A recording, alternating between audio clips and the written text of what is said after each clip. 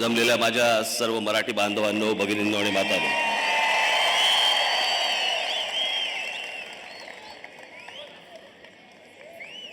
मागच्या वेळेला इथे कार्यक्रमाच्या वेळेला आलो होतो. तो कार्यक्रम सांस्कृतिक असल्यामुळे मी म्हटलं त्यावेळेला आपली ढोलकी कशाला वाजवा. आणि मी तेव्हा तुम्हाला सांगितलं होतं की मी इकडे येऊन सभा घेईन म्हणून.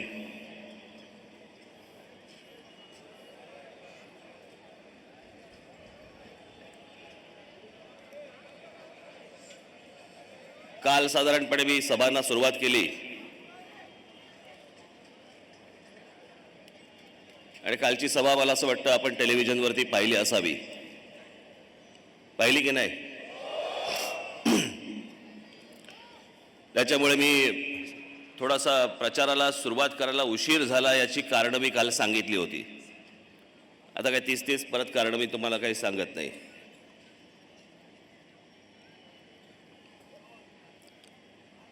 आणि म्हणून काल विक्रोळीला आणि काल विलेपार्ल्याला मुंबईमध्ये सभा झाली.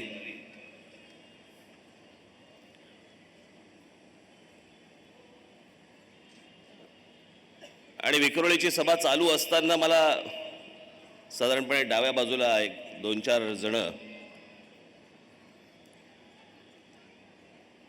हातामध्ये काही बोर्ड घेऊन दिसले.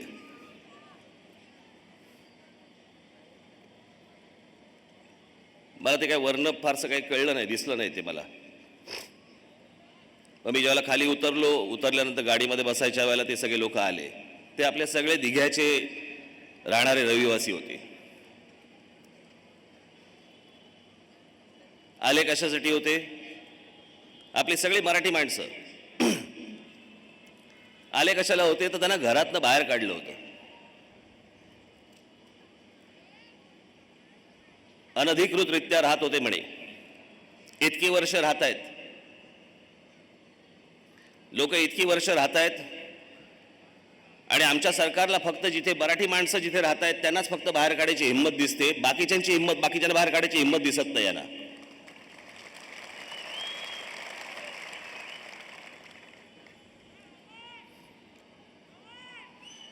आज ज्यावेळेला परप्रांतामधनं ज्यावेळेला लोक इथे येतात, आपल्याकडे महाराष्ट्रामध्ये येतात, महाराष्ट्रातल्या आपल्या शहरांमध्ये येतात, त्यांना काढायची हिंमत होत नाही. काय तर म्हणे आता इथे आज दिव्याला आलोय, इथे अनेक इमारती आहेत ज्या अनधिकृत आहेत. राहणाऱ्या माणसाला माहित नव्हतं.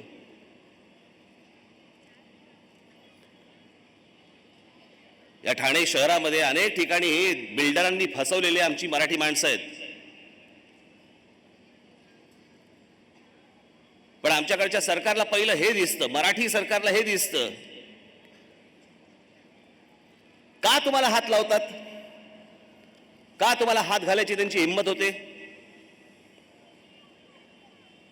याचं कारण तुम्हाला गृहीत धरलेलं असतं.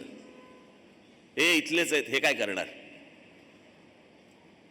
परप्रांतातनं आलेल्या लोकांच्या मतांवरती यांचा पहिला डोळा.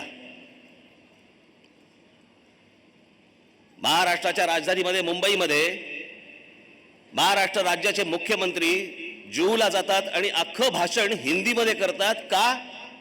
कारण तिकडे सगळे परप्रांतीय आहेत म्हणून हिंदीमध्ये करतात.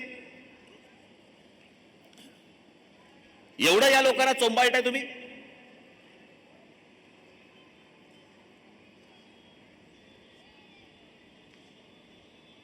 ज्यांनी हे अनधिकृत सगळे गोष्टी बांधल्या, उभ्या केल्या, त्यांना नाही हात लागत. त्यांच्यावर काहीतरी केस टाकणार, जामिनावरती दुसऱ्या दिवशी सुटणार किंवा संध्याकाळी सुटणार आणि आमची माणसं घराच्या बाहेर. हे करणारे कोण? आमचेच, आमच्याच राज्यातले नतद्रष्ट. काँग्रेस राष्ट्रवादी करत होते त्यावेळेला समजू शकत होतं, त्यांना तर आस्थाच नाही. पण करणारे आता कोण आहेत? शिवसेना, भारतीय जनता पक्ष. हेही तेच करतायत.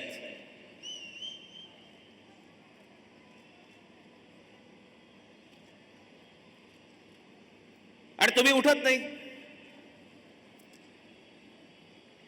तुम्ही काही बोलत नाही. मी राज ठाकरे इतकी वर्ष हे जे सगळ्या गोष्टी सांगतोय, तुम्हाला माहिती आहे हा ठाणे जिल्हा हा भारतामधला एकमेव जिल्हा आहे एकमेव जिल्हा की ज्या जिल्ह्याची रोजच्या रोज लोकसंख्या वाढते. लोकसंख्या कशामुळे वाढते? बाहेरचे येणारे लोंढे. हे माझं मत नाहीये, ही सरकारी आकडेवारी आहे. आणि जे बाहेरून येत आहेत त्याच्यामुळे तुमची किंमत उरलीच नाहीये. काय करतील? निवडणुकीच्या वेळेला येतील, आम्ही जाहिराती टाकू, सगळ्या गोष्टी त्यांच्यासमोर आणू, निवडणुकीच्या वेळेला करतील काय? मतदान करतील आम्हाला आणि मोकळे होतील.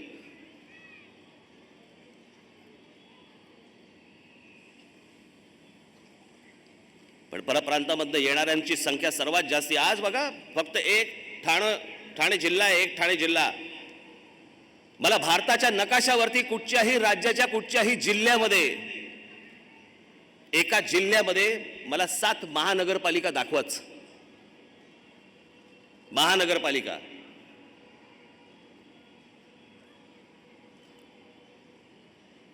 महानगरपालिका कधी होते? ज्या वेळेला त्याची लोकसंख्या त्या जागेची, ज्या वेळेला त्या शहराची वाढते, त्यावेळेला त्याला महानगरपालिकेचं स्वरूप येतं. महानगरपालिका. त्याच्या आधी नगरपालिका असते. ठाण्यामध्ये कोणत्या कोणत्या आहेत? ठाणे महानगरपालिका, नवी मुंबई महानगरपालिका, भिवंडी महानगरपालिका, वसई विरार महानगरपालिका, कल्याण डोंबिवली महानगरपालिका, अजून कुठच्या आहेत रे त्या? उल्हासनगर महानगरपालिका. या महानगरपालिका झाल्या कशामुळे? तुमच्यामुळे? तुमच्यामुळे नाही झाल्या. ही लोकसंख्या वाढली.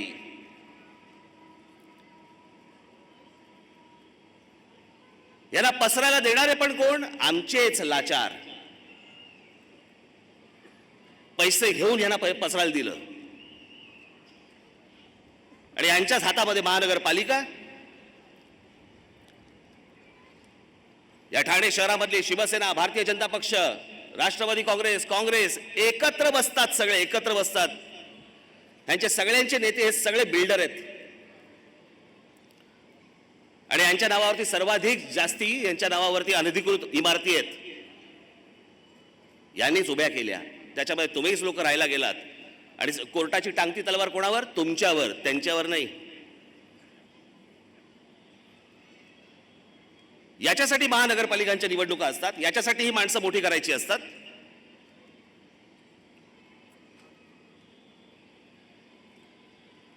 हे इथे डम्पिंग ग्राउंड आहे.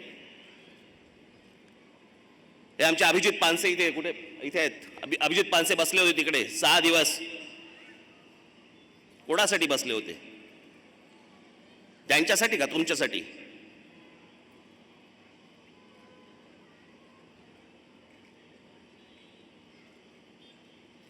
आणि त्याच्यानंतर त्यावेळेला ठाणे पालिकेचे आयुक्त हे आयुक्त सांगतात की नाही नाही नाही, मी 3 महिन्यामध्ये हा प्रश्न मी सोडवतो. त्यांनी हे लेखी लिहून दिलं. त्याच्यानंतर मग हे सगळं विषय मागे आला की हे मी 3 महिन्यात सोडवतो. आयुक्त म्हणतात मी 3 महिन्यात सोडवतो. मुख्यमंत्री परवा आले म्हणतात मला 1 वर्ष लागेल. का?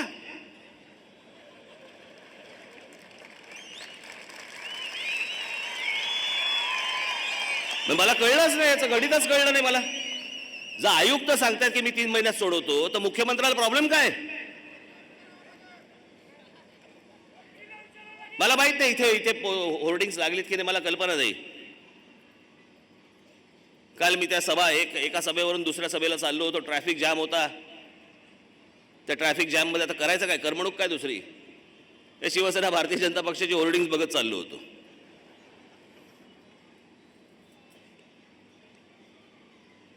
वेगवेगळी बोटं करून दाखवत होते. कधी इथं बोट, कधी इथे बोट, कधी तिथे बोट. आहे रामदास आठवले नाही का फोटो काढतात?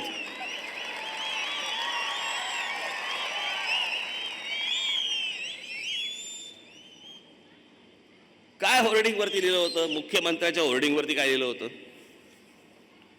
हा माझा तुम्हाला शब्द आहे म्हणे. शब्द? अहो, स्वतःच्या हिमतीवरती जो माणूस बसतो ना खुर्चीवरती, त्याने शब्द द्यायचा असतो. बसवलेल्या माणसाने शब्द द्यायचा नसतो.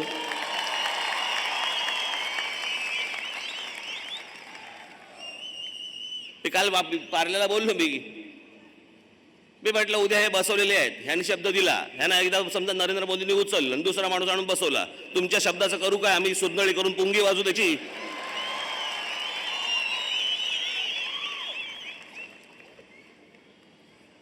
स्वतःच्या ताकदीवरती बसावं, स्वतःच्या हिमतीवरती बसावं आणि मग शब्द द्यावा.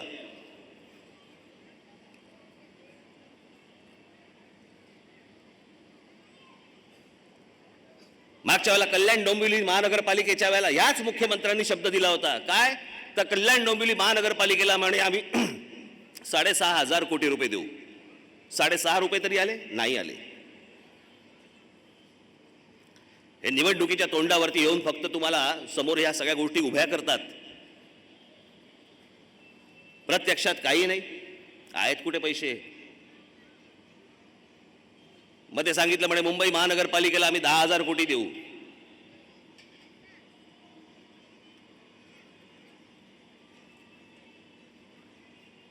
मी आज जाहीर करतो इथे, ठाणे शहराला आणि दिव्याला मी 25,000 कोटी रुपये मी आणून देणार आहे. मी 25,000 कोटी रुपये. काय येडे आहेत, काय बोलायचं तुम्हाला? चला आकडे बघून टाळ्या वाजवायला लागतात. अरे हेच तर ते करतात.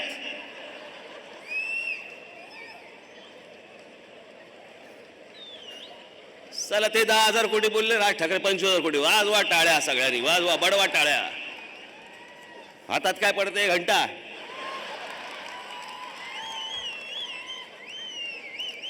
कसे रे तुम्ही? कोणी येतंय, काही बोलतंय, काही आकडे टाकतंय आणि त्या आकड्यांच्या भूलतापांना भुलून आम्ही फक्त मतदान करत राहायचं. आहेत कुठे पैसे यांच्याकडे, सरकारकडे? छत्रपती शिवाजी महाराजांचा पुतळा म्हणे समुद्रामध्ये उभा करणार. घोषणा मूळ कोणाची? काँग्रेसची. त्यांनाही करायचं नव्हतं, यांनाही करायचं नाहीये. करणार कसं? कारण त्याला पैसे पाहिजेत. कुठून आणणार आहेत पैसे? सरकारच्या तिजोरीमध्ये खडखडाट. पैसेच नाहीये. तुम्हाला हे पैसे नसताना कुठच्या जीवावरती येऊन सांगतायत हे? मी दिव्याचा पाण्याचा प्रश्न सोडवेन, मी ठाण्याचा ट्रॅफिकचा प्रश्न सोडवेन. कुठून? नवीन रस्ते बांधू आम्ही.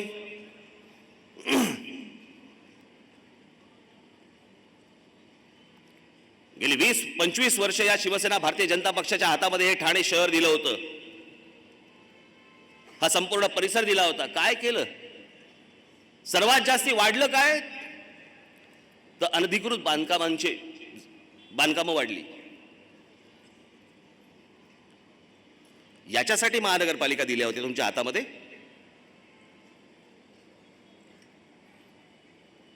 मी आता या रस्त्याने आलो. आता गाडीसाठी सोडा, बैलगाडीसाठी पण रस्ता नाही.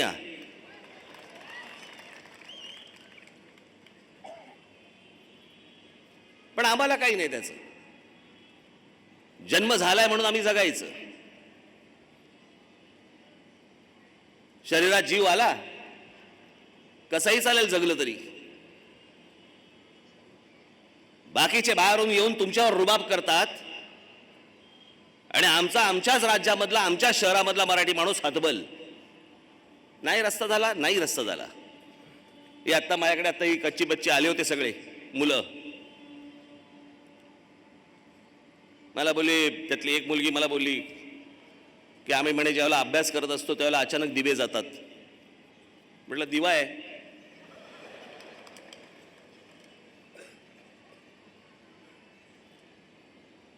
पण आम्हाला काही यातून वाटत नाही. या सगळ्या गोष्टींचा आम्हाला राग येत नाही. आम्ही राग व्यक्त करत नाही. आम्ही फक्त या निवडणुकीच्या तोंडावर ते कोण पी साईनाथचं ना पुस्तक, पी साईनाथांचं एक पुस्तक आहे, छान पुस्तक आहे, दुष्काळ आवडे सर्वांना. वाचा जरा, छान पुस्तक आहे. तसं आपल्या देशामध्ये आहे. निवडणुका आवडतील सर्वांना. निवडणुका संपल्या, विषय संपला. तुमच्या जगण्या मरण्यामध्ये काही फरक उरत नाही.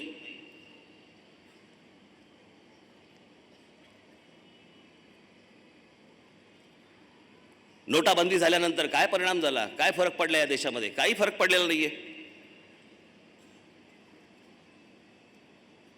मी कालच आकडेवारी सांगितली की या देशामध्ये आता 5 राज्यांमध्ये निवडणुका सुरू आहेत. 5 राज्यांमध्ये आचारसंहितेच्या अधिकृत आकड्यानुसार साधारणपणे उमेदवारांना जो खर्च दिलेला असतो करायला, त्याचा जर आकडा काढला तर 5 राज्यामधला खर्च साधारणपणे 1000 कोटीच्या आसपास आहे. महाराष्ट्रामधल्या मुंबई, ठाणा, पुणा, नाशिक, पिंपरी चिंचवड, सोलापूर, नागपूर, अमरावती, अकोला, उल्हासनगर या महानगरपालिकांचा जो खर्च आहे तो वेगळा. त्यात अपक्ष जे उभे राहतात त्यांचा खर्च वेगळा.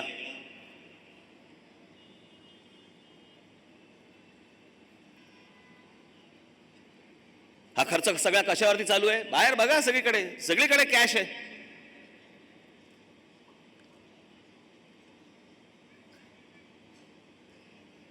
आणि हे ढोंगी भाजपवाले म्हणतात नाही आम्ही चेक देतो. कोणाला? वडापाववाल्याला.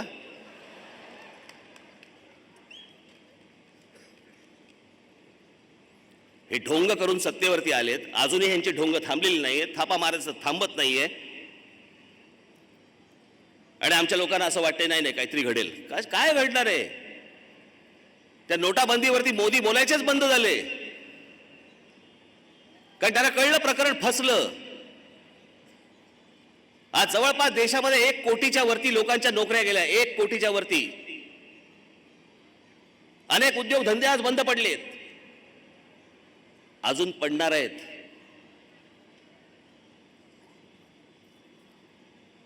देशाचा एका बाजूला वाटोळं होतंय, पण निवडणुकीच्या वेळेला पैसा बाहेर येतोय.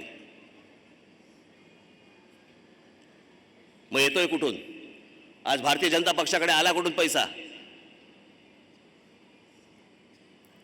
आज दुसऱ्या पक्षामधली माणसं फोडत असताना 50-50 लाख रुपये एकेका माणसाला देताना आले कुठून पैसे यांच्याकडे?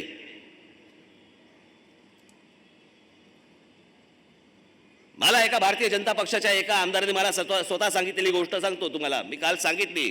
त्यांनी सांगितलं गेल्या 2014च्या निवडणुकीमध्ये आम्हाला नको असताना देखील, कारण आमच्याकडे म्हणे पैसे आहेत त्याच्यामुळे आम्हाला नको असताना देखील पक्षाने प्रत्येकाला 1-1 कोटी रुपये पाठवले होते. म्हणजे महाराष्ट्र राज्याचे 288 मतदारसंघ म्हणजे 288 कोटी रुपये.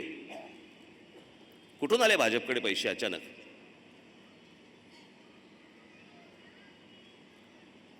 तुम्हाला आठवड्याला बँकेच्या बाहेर तुम्हाला 24,000 रुपये मिळणार दर आठवड्याला, आणि यांच्याकडे निवडणुकांना करोडो रुपये बाहेर येणार. बँकांमधनं बाहेर पैसे निघाले, कधीच निघाले, यांच्याकडे पोहोचले देखील. तुम्ही रांगेत, त्या रांगेत 200 माणसं आजपर्यंत गेली.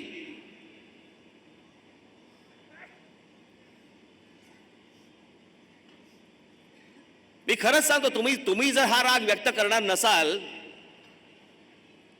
ही ज्यावेळेला संधी तुमच्याकडे येते, दर 5 वर्षानंतर येते, त्याच्यानंतर जर समजा तुम्ही राग व्यक्त करणार नसाल, राहा असेच.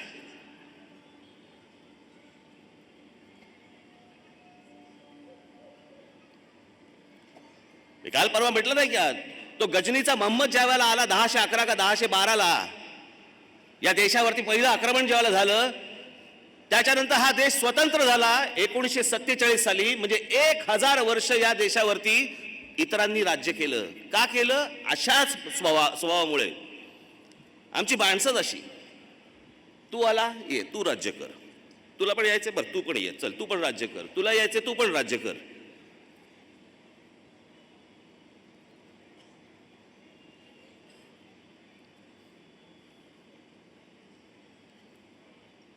या देशामध्ये स्वाभिमानी कणा ज्या माणसाने सर्वप्रथम दाखवला ते आमचे छत्रपती.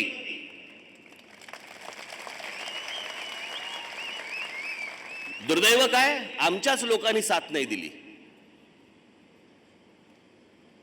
आमचेच लोक जाऊन मोगलांना मिळाले. असा हा देश आहे. या निवडणुका येत असतात, जात असतात, सगळ्या गोष्टी होत असतात. शिवसेनेची होर्डिंग्स लागली आहेत. करून दाखवलं. असं कधी कोण बोलतं का हो?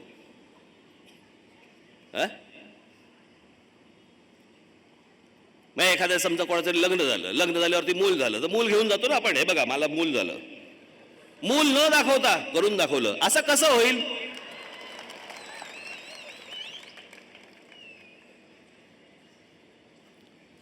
माननीय बाळासाहेबांचे फोटो टाकताय तुम्ही,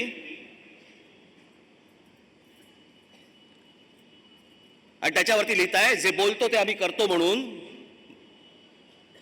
माननीय बाळासाहेब जे बोलायचे ते करायचे, तुमच्यासारखे नव्हते. हे वाक्य त्यांच्या तोंडी शोभेल, पण तुमचा गलथान कारभार हा बाळासाहेबांच्या फोटो खाली दडवू नका. या मुंबई ठाण्यामध्ये ज्या प्रकारचे पैसे खाल्ले गेले ते बाळासाहेबांच्या नावावरती दडवू नका तुम्ही आतमध्ये.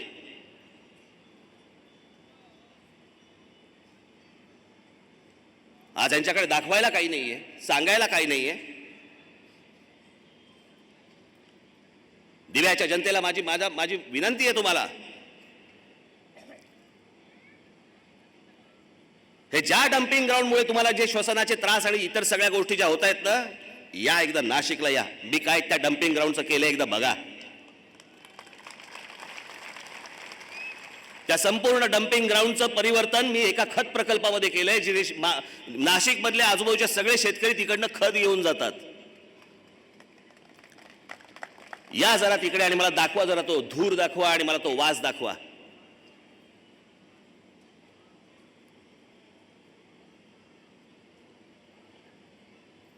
जर करायचं ठरवलं, सगळ्या गोष्टी शक्य आहेत,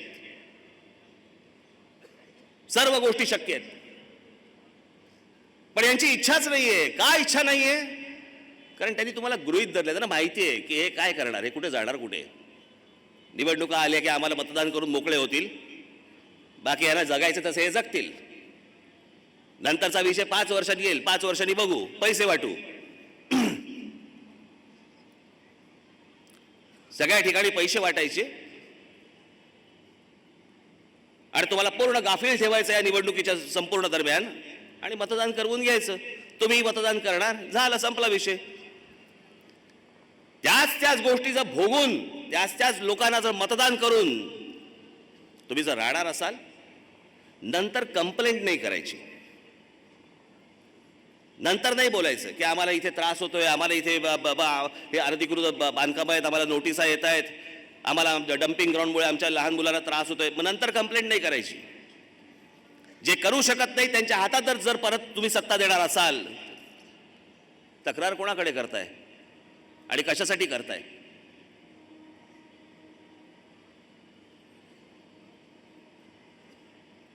विकास काय असतो हे मी तुम्हाला दाखवलं. मी नाशिकला या, तुम्हाला दाखवतो. मी एक नाशिक महानगरपालिका माझ्या हातामध्ये आली.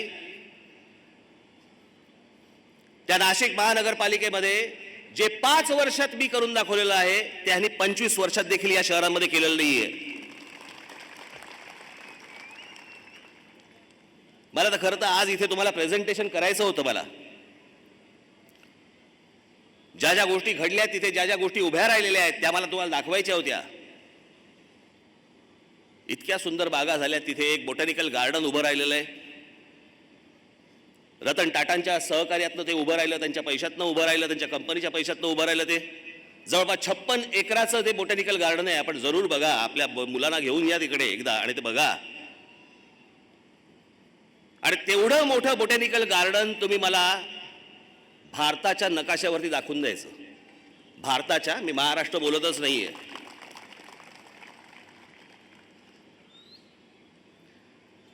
लहान मुलांसाठी तिथे त्यांना ट्रॅफिकचं शिक्षण मिळावं याच्यासाठी चिल्ड्रन्स ट्रॅफिक पार्क उभं केलेलं आहे जवळपास 5 ते 6 एकरामध्ये.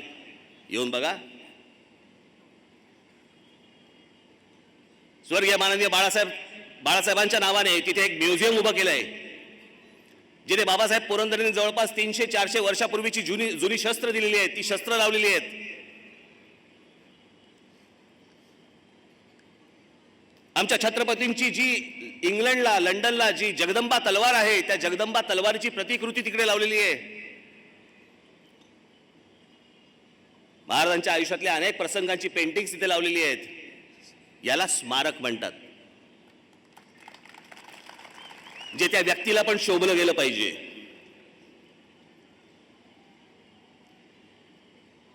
माननीय बाळासाहेब ठाकरे यांच्या नावाने जर समजा वास्तू उभी राहणार असेल तर त्या वास्तूमध्ये तुम्हाला शस्त्रही दिसलीच पाहिजेत आणि त्याच्यासाठी म्हणून मी ती वास्तू उभी केली तिथे.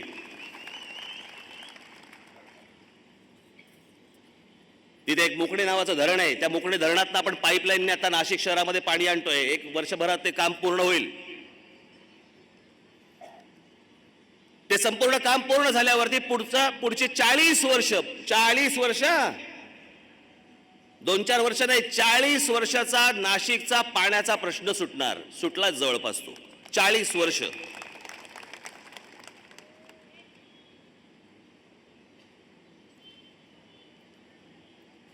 तिथे जे फ्लायओव्हर आहे त्या फ्लायओव्हरच्या खाली इतर कुठच्या झोपड्या वगैरे काही होऊ नयेत त्याच्यामुळे संपूर्ण सुशोभीकरण अख्ख्या फ्लायओव्हरच्या खाली केलं. केवढ्या गोष्टी केल्या. अहो तिथे रस्ते जे केलेत येऊन बघा. गेल्या 3 वर्षामध्ये त्या संपूर्ण नाशिकच्या रस्त्यांवरती एक खड्डा नाही सापडणार तुम्हाला. एक खड्डा. म्हणजे असे रस्ते होऊ शकतात. ही गोष्ट घडू शकते.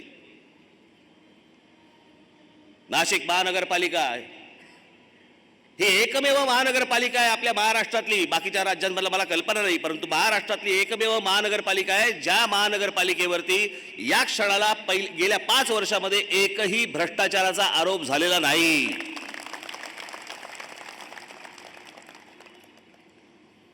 जवळपास 510 किलोमीटरचे रस्ते बांधले गेले, नवीन बांधले गेले. रिसर्फेसिंग काही ज्या रस्त्यांचं झालं ते रस्ते झाले. अशा जवळपास 510 किलोमीटर म्हणजे किती झालं माहितीये? साधारणपणे मुंबई ते गोवा. हे किती कालावधीत झालं? 5 वर्षात. या 5 वर्षामध्ये 2 वर्ष हे काँग्रेस राष्ट्रवादीचं सरकार असताना 2 वर्ष नाशिक महानगरपालिकेला आयुक्तच नाही दिले तरी काम सुरू होतं.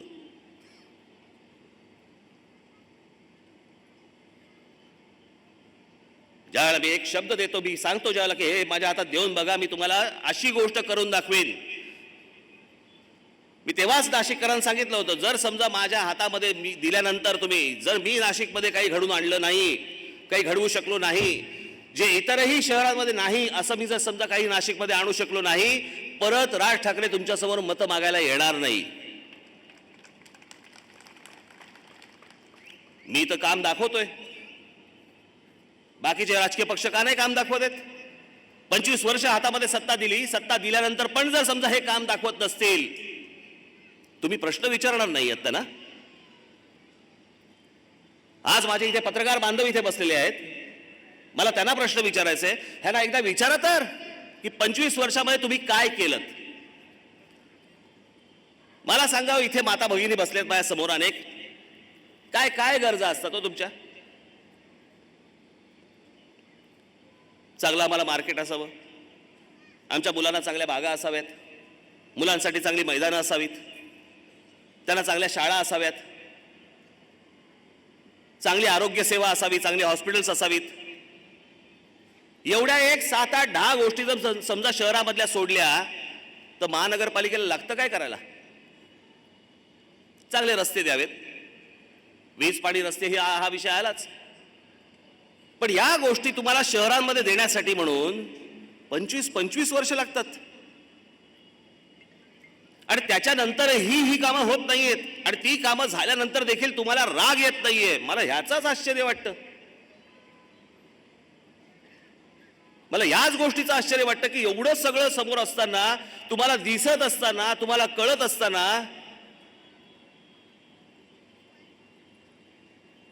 पण मी आता कोणाशी तरी संध्याकाळी मी बोलत होतो, नुसतं सुशिक्षित असून नाही चालत, त्याला सुजाण पण असावं लागतं. या गोष्टी नुसत्या डिग्र्याने नाही कळत. तुमचे डोळे उघडे पाहिजेत, तुमचे कान उघडे पाहिजेत. की सरकार म्हणून, महानगरपालिका म्हणून जर मी समजा कर भरत असेल, प्रत्येक गोष्टीचा कर भरत असेल, तर मला त्या कराच्या मोबदल्यामध्ये मला काय मिळतंय, माझ्या मुलांना काय मिळतंय, माझ्या कुटुंबाला काय मिळतंय? काहीच मिळत नाही. मला आता कोणीतरी सांगत होतं, इथे दिव्याला कुठच्या तरी भागामध्ये पाणी आणायला कुठे जावं लागतं त्यांना? मुंब्र्याला जावं लागतं. दिव्यातल्या एका भागामधून तिथली माणसं 2 बादल्या हातामध्ये घेतात, ट्रेनमध्ये चढतात, मुंब्र्याला जातात, पाणी भरतात, परत ट्रेनमध्ये येतात आणि घरी येतात. ट्रेनमधनं पाणी आणतात. ही अवस्था आणून ठेवली तुमच्यावरती. मध्येच लाईट काय जातात. आम्हाला रस्ते चांगले नाही, प्रदूषण इकडे वाढलेलं आहे. या सगळ्या नुसत्या धुरामुळे तुमचं काय झालंय तुम्हाला कल्पना पण येणार नाही. तुम्हाला अंदाज पण नाहीये. ही जी कच्ची बच्ची लहान पोरं जी आहेत ना, हे आतमध्ये काय घेतायत, काय चाललंय. आम्हाला काही त्याचं वाटेनासच झालेलं आहे. निवडणुका हा नुसता एक खेळ झालाय, गंमत झाली आहे. यांची रॅली आली की त्याला जायचं, ह्याची रॅली आली की त्याला जायचं, त्याचं आलं की ह्याला जायचं. आणि मग जो आहे त्या वेळेला सगळ्या ज्या गोष्टी करेल, जो भपका दाखवेल पैशाचा, तिकडे जाऊन मतदान करायचं. हेच जर करणार असेल तर हव्यात कशाला निवडणुका.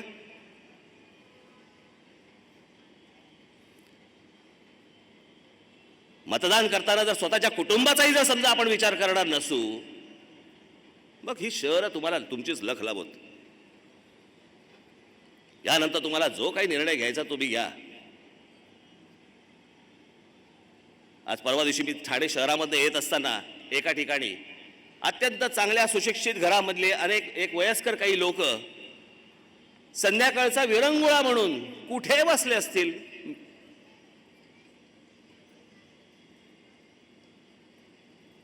वयस्कर माता होत्या, कोणी आपल्या वडिलांच्या वयाची लोक होते, कुठे बसले असतील.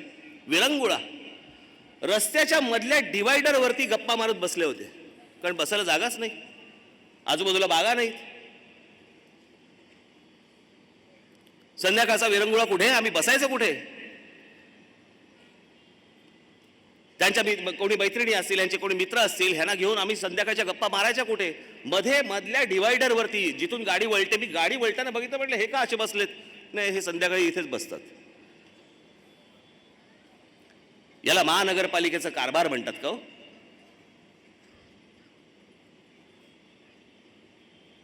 स्वतःच्या मनाला एक पहिल्यांदा प्रश्न विचारा. तुम्ही रोज सकाळपासून रात्रीपर्यंत करता काय. तुमच्या मुलांसाठी किती वेळ देता आणि कुठे घेऊन जाता. जागा तरी आहेत का अशा की जिकडे घेऊन जाता येईल, काही विरंगुळा म्हणून काही करता येईल, बघता येईल. काही नाही. मशीन असल्यासारखे नुसते काम करतायत, जातायत, येतायत, झोपतायत, सकाळी उठतायत, परत जातायत, येतायत, झोपतायत. आणि हेच तुमचं न चिडणं, न रागावणं, हेच या सगळ्या नालायकांच्या पथ्यावरती आजपर्यंत पडत आलंय. यांना जे आजपर्यंत मतदान होत आलं ना, त्याच्यामुळे हे निर्डावले आणि त्यांना असं वाटतं की काही नाही होऊ शकत. हे कुठे जाणार आहेत, काय करणार आहेत.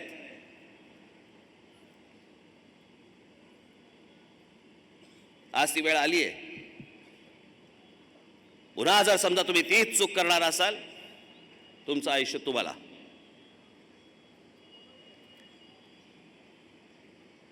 जी गोष्ट माझ्या हातामध्ये दिली होती तिथे मी काम करून दाखवलेलं आहे आणि इतर शहरांपेक्षा जास्ती काम करून दाखवलेलं आहे.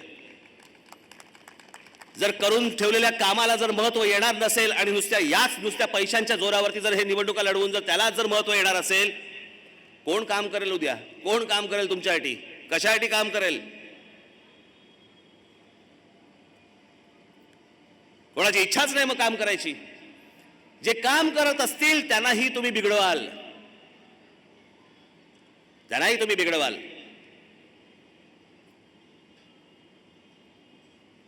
माझ्यासारखा काम करणारा, माझ्या पदाधिकाऱ्यांसारखे काम करणारे माणसं म्हणतील मरू देत ना, आपल्याला काय करायचंय, कशासाठी काम करायचंय. काम करून जर मतदान करणार नसतील, निवडणुकीच्या तोंडावरती नुसते पैसे चालल्यावरती जर मतदान होणार असेल, पैसे चारू. मी ज्या वेळेला शहरांकडे बघतो त्यावेळेला मी ते शहर हा माझा आवडीचा विषय म्हणून मी ही गोष्ट करतो. नाही तर मला सांगा, एका शहरामध्ये, एका नाशिक सारख्या शहरामध्ये ज्या उद्योगपतींचा कशाला संबंध नाहीये, ते अंबानी कशासाठी आले, त्यांनी गोदा पार्क केलं. ते रतन टाटा कशासाठी आले, त्यांनी बोटॅनिकल गार्डन केलं. ते आनंद महिंद्रा कशासाठी आले, त्यांनी चिल्ड्रन्स ट्रॅफिक पार्क केलं. ते LNTचे लोक आले, त्यांनी संपूर्ण फ्लायओव्हरच्या खाली अख्खी गार्डन करून टाकलं. हे जीव्हीकेवाले, आपले ज्यांनी एअरपोर्ट मुंबईचा विमानतळ बनवला, त्यांचा तर काही संबंध पण नाहीये, त्यांनी बाळासाहेबांचं स्मारक तिथे बनवलं, उभं केलं. या सगळ्या उद्योगपतींनी जे पैसे टाकले का? कारण फक्त मी सांगितलं होतं या शहरामध्ये हे करायचंय, तुम्हाला हे उभं करायचंय म्हणून. तुम्हाला हेच सगळे उद्योगपती बाकीच्याही राजकीय पक्षवाल्यांचे सगळ्यांचे मित्र आहेत. बाकीच्यांनी नाही केलंय, बाकीच्यांना सुचलं देखील नाही ही गोष्ट, कारण इच्छाच नाही. का? कारण हे ज्या वेळेला उद्योगपती काम करतात त्यावेळेला स्वतःचे पैसे टाकतात आणि स्वतःची माणसं लावतात. त्याच्यामुळे भ्रष्टाचार करायला, पैसे खायला वाव नाही. आणि जिथे पैसे खायला वाव नाही अशा लोकांना हे कधीच बोलवणार नाहीत. हजारो कोटीची बजेट असलेली या महानगरपालिका हे पैसे खाऊन सगळेजण मोकळे झाले आणि तुम्ही तिथेच आहात. आज झुंजतायत, भांडतायत, आईबाप काढतायत एकमेकांचे. यांच्या भांडणाचा आणि या शहरांचा काही संबंध आहे? ते उद्धव ठाकरे सांगतात की म्हणे मी पाठिंबा काढून घेईन. कशासाठी? तुमचा अपमान होतो म्हणून? तो तर रोज होतो.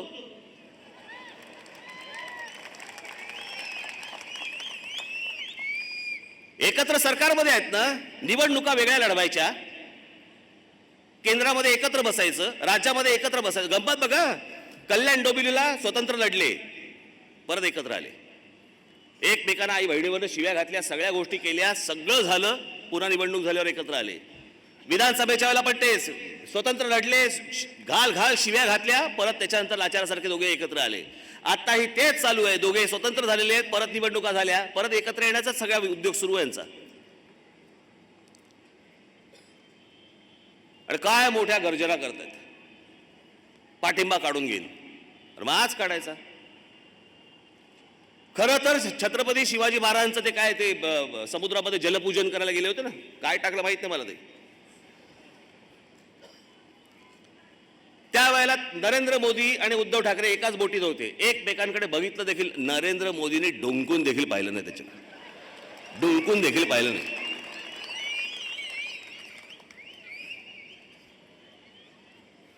खरं तर मोदींच्या मनामध्ये विचार चालू असेल ह्यांनाच असं टाकून द्यावं म्हणून, एकदाची पायाभरणी होऊन जाऊन देत.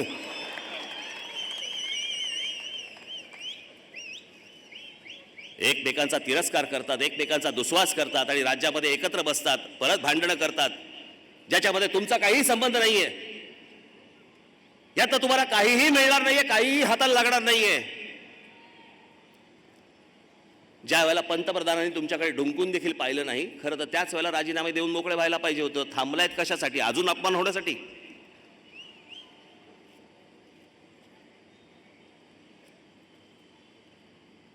हे जे काँग्रेस आणि राष्ट्रवादीला आतापर्यंत शिवाय होते ना, शिवसेना भारतीय जनता पक्षाचा काँग्रेस आणि राष्ट्रवादी काँग्रेसच झालेली आहे. याला झाकावा आणि याला काढावा अशी परिस्थिती आहे दोघांची. भारतीय जनता पक्ष शिवसेनेवरती आरोप करते, म्हणजे भ्रष्टाचार केला. अरे 25 वर्ष तुम्ही एकत्र होतात ना, तुमच्या हाताला काय लागलं नाही काय? त्यांनी तर भ्रष्टाचार केलाच, तुम्ही नाही केलात. कशाला आव्हानता या गोष्टींचा? या असल्या ढोंगी लोकांच्या हातामध्ये जर समजा तुम्ही परत परत याच गोष्टी देणार असाल, माझी ठाणेकर लोकांना, जनतेला माझी विनंती आहे, अरे एकदा तर बदल करा.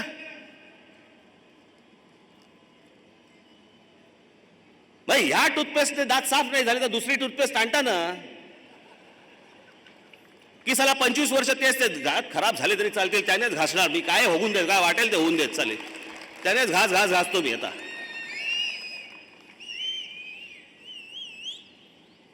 तेव्हा बरोबर प्रॉडक्ट चेंज करताना. मग जर 25 वर्ष या शहरामध्ये काही झालं नाही, प्रॉडक्ट चेंज करा. नाशिकमध्ये प्रूव्ह झालेलं नवीन प्रॉडक्ट आहे आपल्या समोर.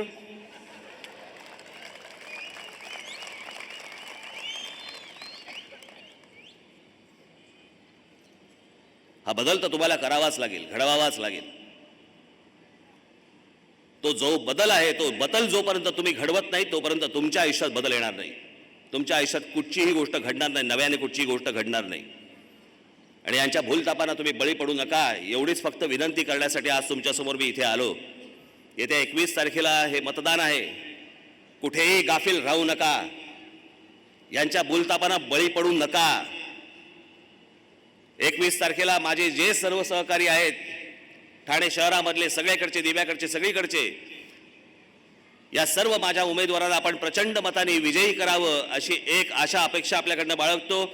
महाराष्ट्र नवनिर्माण सेनेचं रेल्वे इंजिन या निशाणीवरती आपण 21 तारखेला बटन दाबून माझ्या सर्व उमेदवारांना आपण प्रचंड प्रचंड प्रचंड मताने विजयी करावं असं एक आवाहन करतो आणि आपणा सर्वांची मी रजा घेतो. धन्यवाद. जय हिंद, जय महाराष्ट्र.